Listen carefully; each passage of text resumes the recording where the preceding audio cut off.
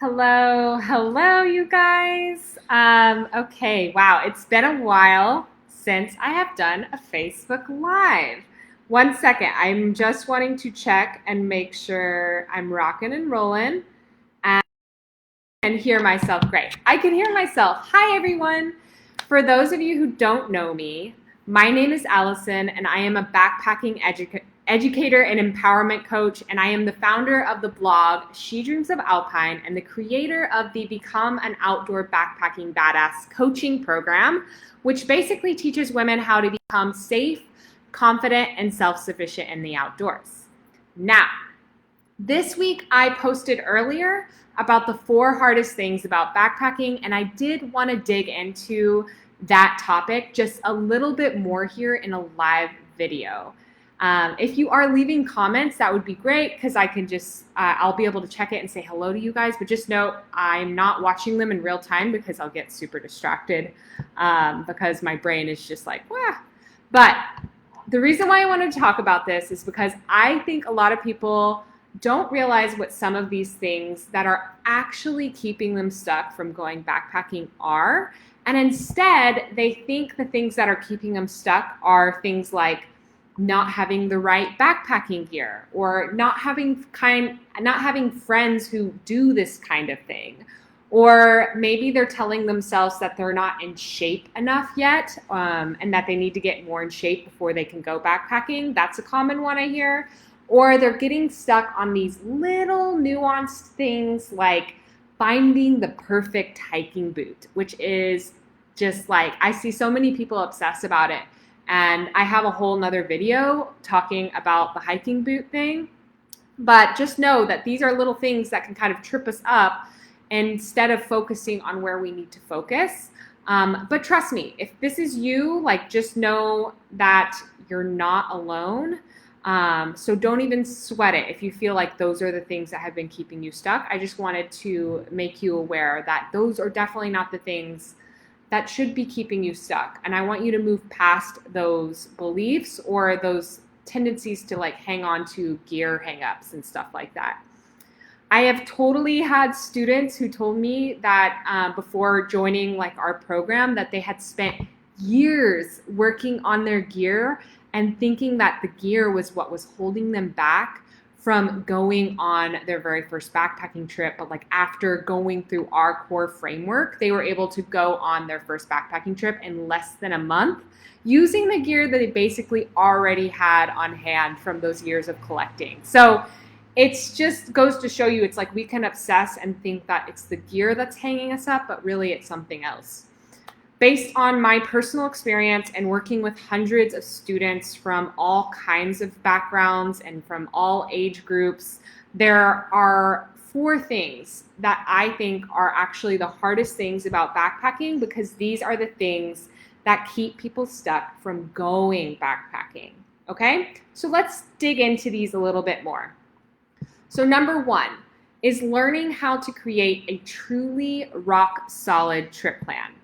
Now, a rock solid trip plan allows you to really lean into trusting yourself and being self-sufficient. So for me, this is one of the most important things that I teach my students inside of the Backpacking Badass program, because I think it's one of the most important skill sets to hone, because it'll carry you through so many different types of adventures. Like when you start out, you're gonna apply it to maybe smaller trips, smaller backpacking trips, but you're able to take the skill set of creating a rock solid trip plan into creating even more and more complex trips in the outdoors and still feeling confident in yourself. So when I talk about trip plans, I'm talking about getting super intimate with your trail prior to going on your trip so that you know things like where you're going to get your water, potential sites that you're going to camp at, what your daily mileage plan looks like, and what a backup plan might look like for you if you need to bail early from your trip and things like that. These are all the little things which lead so beautifully into creating a safety plan that you can hand off to a loved one when you hit the trail.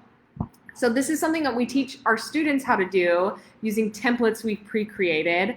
And we also teach them how to map out their trips in like as much detail as they desire, essentially, using software like Caltopo and Gaia GPS, their desktop version, and importing them into the device, GPS device that they're choosing, whether that's like a Garmin InReach Explorer or that is the Gaia GPS app, whatever that is, we teach them how to do it. And I am literally obsessed with this skill set of pre-planning and trip planning and helping you master it.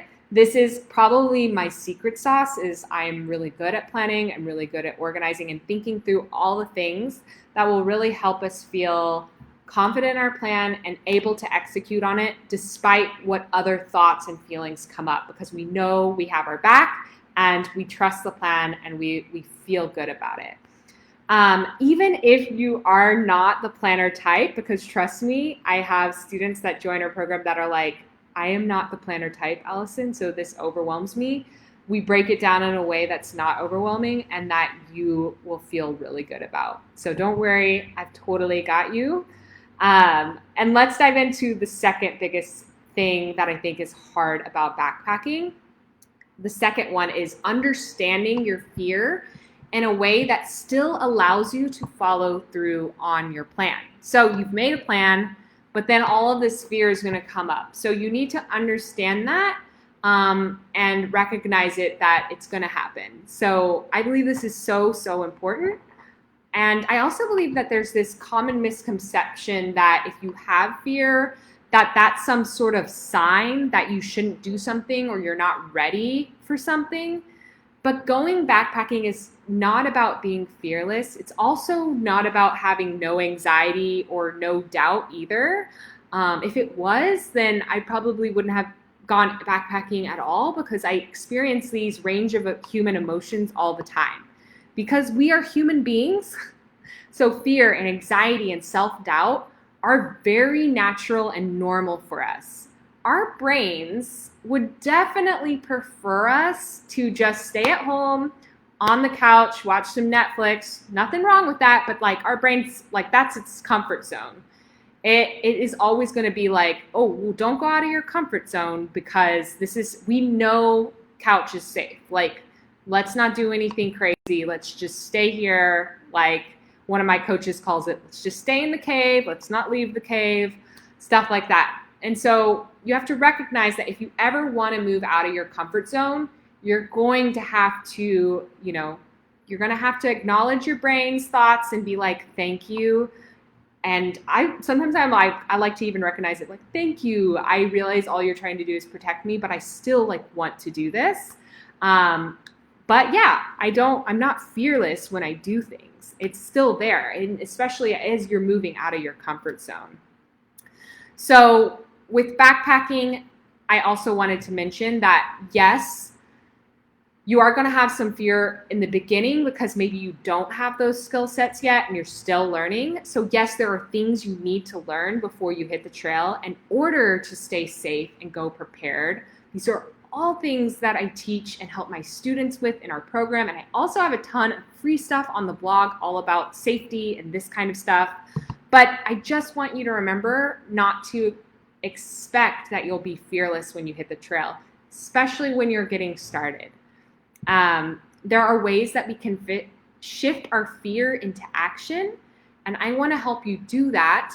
And part of it comes from knowing that you know enough and you're ready and really just trusting yourself and that you've got your back. This all takes time, but the first step is realizing that fearless isn't the objective, okay? So number 3, pushing through the negative self-talk on the trail. So we talked about fear, and that was really kind of you even getting to the trail, right? But then you get to the trail, and then you're going to have even more of this mind drama and negative self-talk, whatever that looks like for you. It's real. It really happens, and it happens in all different shapes and sizes and forms. So let's say you make it out on the trail. That's a great first step. But in order to enjoy your trail and to keep coming back again and again to outdoor adventures that you want to do, you need to learn to become aware of this negative self-talk and recognizing it for what it is. It's just thoughts in your brain that pop up and doesn't necessarily mean that's your reality, okay? You don't need to resist it per se, but what I like to teach my students is get curious with the thoughts that are coming up for you. You might not even be like in the moment, it might be hard for you to do something with it, but come back and like ask your community, like I'm struggling with this, like help me think through it. Get curious with the thoughts that are coming up for you. I'll give you an example. A big one for me used to be when I was younger in particular, I used to think that like I would be really embarrassed when I was new at something and I would be like, I don't belong here, or I'm going to look silly doing that. Like for some reason, I was very hung up on looking silly doing something. I guess I was really hung up on what people thought about me. And I didn't want to be seen as like not knowing what I was doing. I can remember specifically, I had joined a rec center adventure in my college. So this was like early 20s. I joined a rec center adventure in college to go on a rock climbing adventure, and I had so much fun that weekend. And then they invited me to join the rock climbing club to like get better and learn more. And I was like, yeah, I'll think about it. But like, I never did it. I went home from that trip and I was like so shy and embarrassed of what like I didn't know and how it would look because I wasn't as good at these people. And I let that hold me back. And I don't regret much in my life, but that I like look back and I'm like, man, if I had just been willing to feel a little bit silly starting out, like, and being new and just embracing that, I could have learned this confidence thing like way earlier, because I definitely carried this, for a while. If any of you guys know my story, it started to follow me into backpacking years later, but I did eventually decide to allow that negative self-talk and be like, so what if I look ridiculous? I'm doing this. It's now or never. Just know that like pushing through it and understanding it, it's a process, but you just need to get curious with it, whatever that is for you. There's lots of different forms of it. I just wanted to give you one example there. So the fourth hardest thing about backpacking, in my opinion, is getting over the tech overwhelm and feeling empowered with your ability to take charge of outdoor navigation. So raise your hand or like put this is me in the chat box if you feel paralyzed by the fear of getting lost, because I know I did. A big part of that overwhelm for me was I didn't understand how to do navigation or use these like fancy devices like a compass or GPS. So when I was just getting started backpacking, I was like, I'm terrified of getting lost, but I have no idea what I'm doing. What are these gadget things? Like, I just felt like overwhelmed by it. It felt like a lot of things to learn. And, I'll be honest, a lot of these devices out there do leave something to be desired when it comes to user friendliness of the device. Just put that out there. Things are getting better. Like some of the app-based programs are a little bit more user friendly, which is great. But when I started, we didn't have that many like app-based versions that were that great. And they just, honestly, they aren't all that intuitive, even if they are user-friendly. Like, what are the important things to know? That's a really hard thing to suss out on your own. So I totally understand this fear, and I completely relate to it because that was a big one for me. One of the things I'm super excited about this year is, so we've always had a core like navigation module in our course on compass and GPS navigation, but we've expanded that this year with a new bonus training. It's almost a new bonus course in its own right, called the GPS Tech Vault, that literally breaks down the tech for core devices like Gaia GPS, the Garmin InReach Explorer Plus, Garmin InReach Mini, and CalTopo. So those are the ones that I usually recommend to my students because those are the ones I really love. And we have literally created and are in the process of creating, it's not fully finished yet, but we're in the process of creating literally step-by-step how-to tutorials for GPS tech devices so that this is no longer an overwhelm for any of our students. But they are loving it so far. I'll actually be sharing a testimonial with you guys later this week from one of our students who just a couple weeks ago binge watched the whole Gaia GPS training we just rolled out. And she talked about how she has been avoiding this part because she feels really technologically challenged, and that this just helped her break through that barrier completely. So I'm super excited about it. And the good news, the news that I want to share with you guys is that you can totally learn this stuff. I don't care how technologically challenged you think you are, with the right mentor, whether that's me or YouTube or someone else that you trust, you 100% can become a badass at outdoor navigation. So a lot of people think like, I'm directionally challenged, I'm technologically challenged. I want you to stop saying that to yourself and instead start saying like, I 100% can become a badass at outdoor navigation, because I truly believe that's true. This is one of my number one goals for all of my students, is to eliminate the fear of getting lost once and for all, because it's super empowering to feel like you have this skill set mastered. That was always such a huge one for me, and it's really what drove my passion into learning about GPS and tech so early on in my backpacking journey. And I really love helping women overcome this fear as well. So just to recap, those 4 hardest things, in my opinion, about backpacking are learning how to create a truly rock-solid trip plan. 2 is understanding your fear in a way that still allows you to follow through on your plan. Number 3 is pushing through that negative self-talk on the trail, whatever that looks like for you. And number 4 is getting over the tech overwhelm and feeling empowered with your ability to take charge of outdoor navigation. Can you relate to any of those? Let me know in the comments, or send me a DM on Instagram. You can find me at @SheDreamsOfAlpine, and we can totally chat about what those next steps look like for you, because I don't want you to feel like you don't know what to do next if one of those things are where you're feeling stuck. And if you want another next step, if you haven't grabbed my Outdoor Adventure Starter Kit yet, definitely do that. It's full of a bunch of awesome tips and tricks about the outdoors and backpacking, and you can grab that at shedreamsofalpine.com/adventure.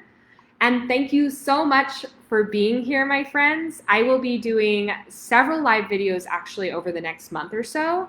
And so I will see you next week for another one. And I'm actually going to now pop into the chat box and see if there were any questions, or if any of you popped in to say hello. So goodbye. Thanks so much for being here, and I will see you next week.